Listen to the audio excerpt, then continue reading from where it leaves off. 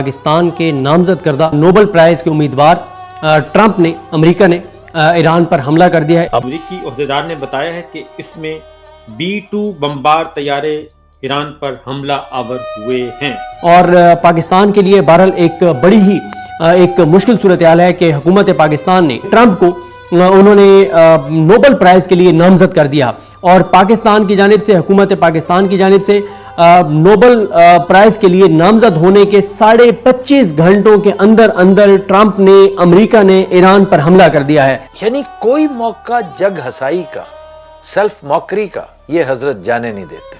शायद बार बार काम पे जाके इनकी शर्म ही मर गई है। और ट्रंप ने बड़े तकब्बुर के साथ, बड़े गरूर के साथ ट्रूथ सोशल पे पोस्ट करते हुए अपनी कौम को मुबारकबाद दी, अमेरिका को मुबारकबाद दी कि हमने ईरान पर हमला किया है। चुनांचे अपनी रिवायती मांगा कशी में मुल्कों मुल्कों सफर करके, घाट घाट का पानी पीकर, भांत भांत की बोलियां सुनकर शहबाज शरीफ की शर्म वाकई खत्म हो चुकी है। मैं ये समझता हूं एक पाकिस्तानी के तौर पर कि फौरी तौर पर पाकिस्तान को ये अपना ऐलान जो उन्होंने नॉमिनेट किया है ट्रंप को वो वापस लेना चाहिए, क्योंकि पाकिस्तान कहीं और खड़ा है, पाकिस्तान के लोग कहीं और खड़े हैं, पाकिस्तान के जुर्रतमंद लोग कहीं और खड़े हैं और हुकूमत पाकिस्तान कहीं और खड़ी है। वो हुकूमत जो फॉर्म 47 की हुकूमत है, 17 सीटर पार्टी है, तो ये हुकूमत ऐसी चीजें कर रही है जो पाकिस्तान के लिए बहुत ज्यादा मसाइल खड़े कर देंगी। ये अपनी जात के लिए, अपने मफाद के लिए, अपनी करप्शन के लिए, अपनी लूट मार के लिए ट्रंप के आगे लेट गए हैं। पाकिस्तान के लोग, पाकिस्तान के शहरी ईरान के साथ खड़े हैं। वी स्टैंड विद ईरान लोग लिख रहे हैं और मजम्मत कर रहे हैं अमेरिका की और इस पाकिस्तानी हुकूमत की मजम्मत कर रहे हैं जिन्होंने ट्रंप को नामजद किया है। अमेरिकी सदर डोनाल्ड ट्रंप ने सोशल मीडिया प्लेटफॉर्म पर ट्रूथ सोशल पर लिखा कि अजीम अमेरिकी मुसल्लह अफवाज को मुबारक हो और दुनिया की कोई दूसरी फौज ऐसा नहीं कर सकती। और उन्होंने अपने पैगाम के आखिर में लिखा कि अब अमन का वक्त है। और प्रेसिडेंट ट्रंप ने कहा कि हमने ईरान के 3 जौहरी तंसीबात पर बहुत कामयाब मुकम्मल हमले किए हैं, जिनमें फोर्डो, नुत्स और इस्फहान शामिल हैं। तमाम तैयारे अब ईरान की फिजाई हदूद से बाहर हैं। और ट्रंप ने मजीद कहा कि फोर्डो पर बमों का पूरा पेलोड गिराया गया था और तमाम तैयारे अमेरिका वापस जा रहे हैं।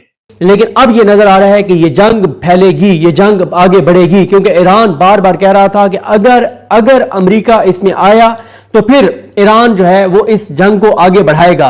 इस वक्त तक जो बात हो रही है, एक तो बहुत ज्यादा ये बात हो रही है कि अमेरिका के इस हमले के बाद पाकिस्तान पर भी आते हैं। पाकिस्तान के लिए बड़ा एक मुश्किल सूरत हाल है और मैं ये समझता हूं कि पाकिस्तान को फौरी तौर पे ट्रंप को, जो पाकिस्तान ने नोबेल प्राइज के लिए नामजद किया, पाकिस्तान की हुकूमत ने, पाकिस्तान नहीं, पाकिस्तान की हुकूमत, क्योंकि पाकिस्तान कहीं और खड़ा है, पाकिस्तान की हुकूमत कहीं और खड़ी है। पाकिस्तान की हुकूमत पाकिस्तान के लोगों की नुमाइंदा हुकूमत नहीं है। पाकिस्तान के लोगों ने इनको मुस्तरद किया।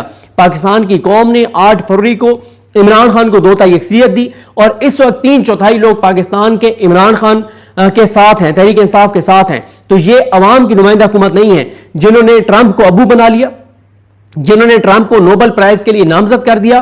और इन्होंने जो ट्रंप को नोबेल प्राइज के लिए नामजद किया तो उस ट्रंप ने पाकिस्तान हुकूमत के नामजद करने के 25.5 घंटे के बाद ट्रंप ने ईरान पाकिस्तान के साथ, जिसका तकरीबन जो है वो कमोबेश 1000 किलोमीटर का जो है, या एग्जैक्ट मुझे नहीं पता, लेकिन बहरहाल बहुत बड़ा पाकिस्तान के साथ उसका बॉर्डर लगता है और एक इस्लामी मुल्क है और वो मुल्क है जो गैरत के साथ, जुर्रत के साथ, बहादुरी के साथ फलस्तीन और फलस्तीनियों के लिए लड़ रहा है, गैरत के साथ लड़ रहा है, जुर्रत के साथ लड़ रहा है। उस इस्लामी मुल्क पर ट्रंप ने हमला किया है, अमेरिका ने हमला किया है और गरूर और तकब्बुर के साथ उसका एतराफ कर रहा है।